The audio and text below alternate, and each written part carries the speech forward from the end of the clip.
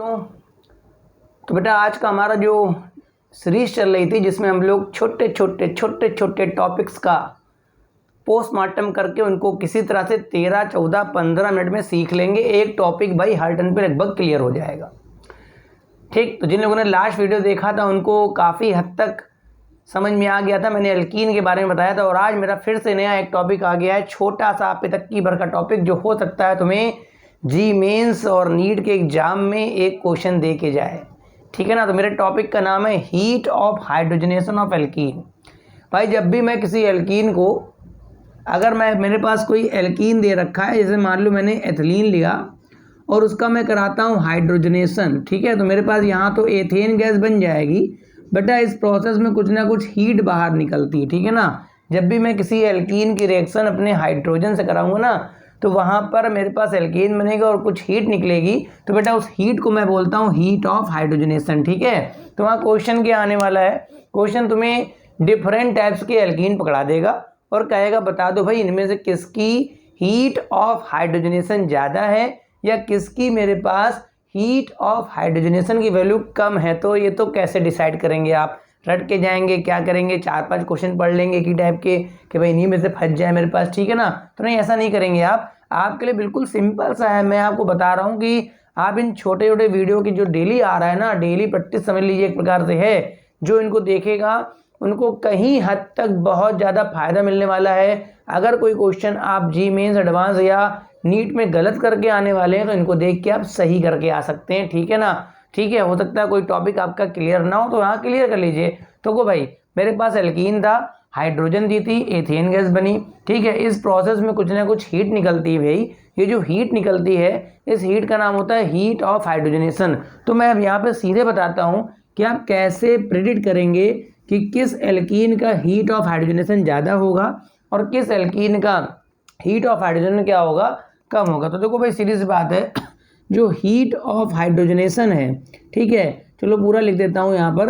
Heat of hydrogenation जो है, heat of hydrogenation जो है वो भाई एल्कीन की स्टेबिलिटी का जस्ट रिवर्स होता है।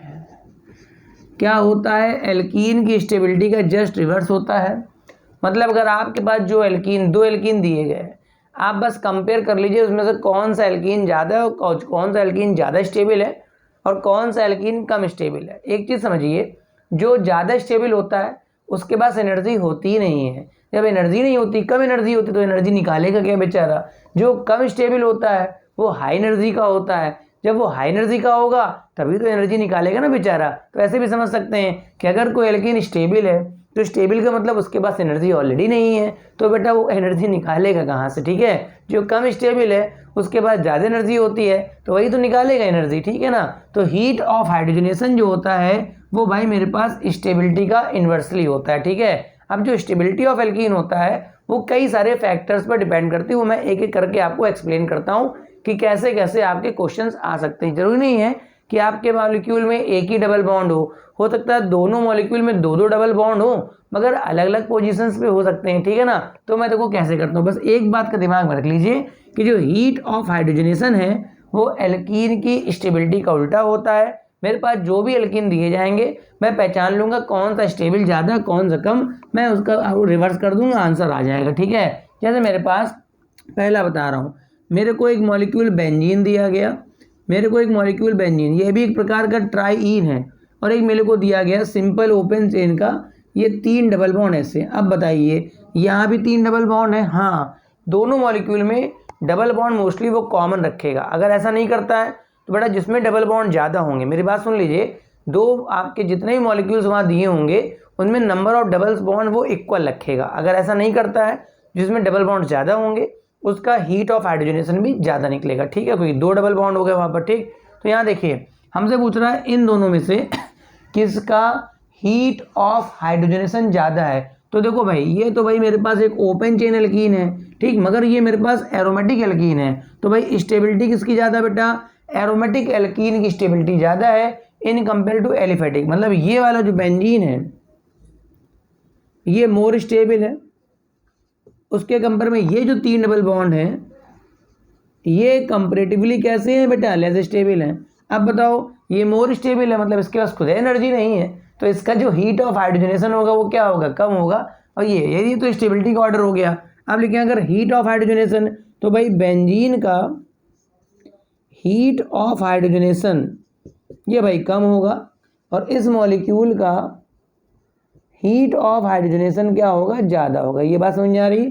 पहले मेरे को क्या प्रेडिक्ट करना है, पहले बच्चा मेरे को प्रेडिक्ट करना है स्टेबिलिटी प्रेडिक्ट करनी, ठीक है। पहले क्या करनी है, स्टेबिलिटी। जो ज़्यादा स्टेबल होगा उसका HOH कम हो जाएगा, जो कम स्टेबल होगा उसका HOH ज़्यादा। बता रहे number of double bond equal चल रहे हो, ठीक है ना। ये पहला पॉइंट हो गया।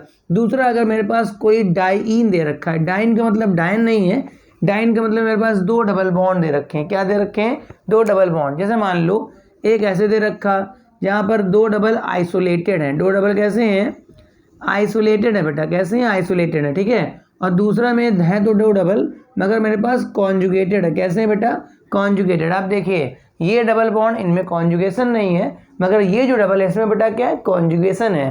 तो कॉन्जुगेटेड डबल बॉन्ड जो होते हैं इनमें चूंकि रेजोनेंस हो सकता है, इनमें कॉन्जुगेशन की वजह से रेजोनेंस हो सकता है, तो ये वाला जो है ना मेरा बेटा, वो बेटा मोर स्टेबल में आ गया, ठीक है। इसमें भाई काहे का रेजोनेंस हो पाएगा, तो ये कंपैरेटिवली कैसा हो गया, लेस स्टेबल। अब बताइए ये वाला ज़्यादा स्टेबल हो गया, तो इसके पास खुद एनर्जी नहीं है, तो एनर्जी निकालेगा क्या, ठीक है। इसको मैं A मान लेता हूँ, इसको B मान लेता हूँ। कुल मिला के ये स्टेबल ज़्यादा है तो इसका HOH कम होगा, तो B का HOH कम होगा। HOH पानी नहीं है, हीट ऑफ हाइड्रोजन है। और A का HOH बेटा क्या होगा, ज़्यादा। कुल मिला के मैं जो रूल्स बता रहा हूँ, अगर आप इन रूल्स को देख लेंगे ना, तो HOH का तो क्वेश्चन कभी गलती नहीं होना है, ठीक है। आप कहीं पढ़ते हो मेरे को मतलब नहीं है, इन को अगर देखेंगे सॉल्व करेंगे तो उससे अच्छा आप यहाँ से सॉल्व कर लेंगे, ठीक है। बना लीजिए फटाफट, ठीक। दूसरा तरीका तो ये मेरे पास हो गया कि अगर मेरे पास एक कॉन्जुगेटेड है और नॉन कॉन्जुगेटेड, तो जो कॉन्जुगेटेड वाला है वो ज़्यादा स्टेबल है, मतलब उसका HOH कम होगा। तीसरा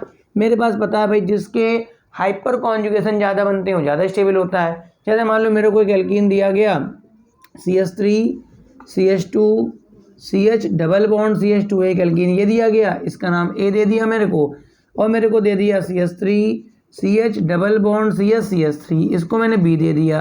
अब दोनों में चूंकि एक ही डबल बॉन्ड है और मेरे से पूछ रहा बताओ भाई किसका हीट ऑफ हाइड्रोजनेशन ज़्यादा है, तो ये जो क्वेश्चन सॉल्व होगा ये हाइपर कॉन्जुगेशन से हो पाएगा, ठीक है। मैंने आपको बताया था कि आपको पता भी होना चाहिए कि जिसके हाइपर कॉन्जुगेशन फॉर्म ज़्यादा बनते हैं, ठीक है ना, जिसके हाइपर कॉन्जुगेशन फॉर्म ज़्यादा बनते हैं वो ज़्यादा स्टेबल होता है, और जो ज़्यादा स्टेबल होता है उसका HOH क्या होता है, कम। तो बताओ जरा अल्फा एच देख लो, यहाँ पे डबल पे तो अल्फा एच है नहीं, इस पे बेटा 2 ही अल्फा एच हैं, ठीक है। यहाँ पे आ जाओ, यहाँ तो अल्फा एच है नहीं, तो यहाँ 3 और 3, इसमें कितने अल्फा एच हैं, 6 अल्फा एच। मतलब B वाला जो एल्कीन है, जो B वाला एल्कीन है वो ज़्यादा स्टेबल है।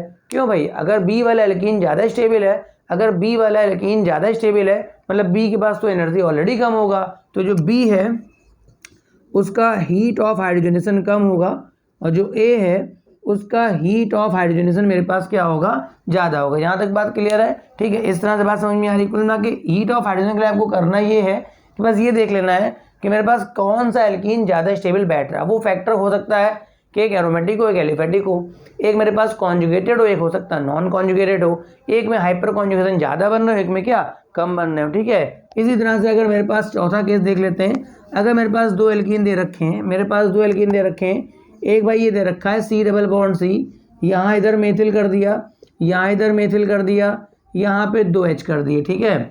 अगला मेरे को दे रखा है C डबल बॉन्ड C, यहाँ मैंने मेथिल कर दिया, यहाँ मेथिल कर दिया, यहाँ पर H कर दिया। देखो दोनों में अल्फा H बराबर है। देखो भाई यहाँ पर भी 3 अल्फा H, 3 मिलके कितने हो गए, 6 अल्फा H। यहाँ पर भी आप देखें 3 और 3 कितने अल्फा H, 6। तो ये भाई हाइपर कॉन्जुगेशन से तो ये प्रॉब्लम सॉल्व नहीं होगी, ठीक है ना।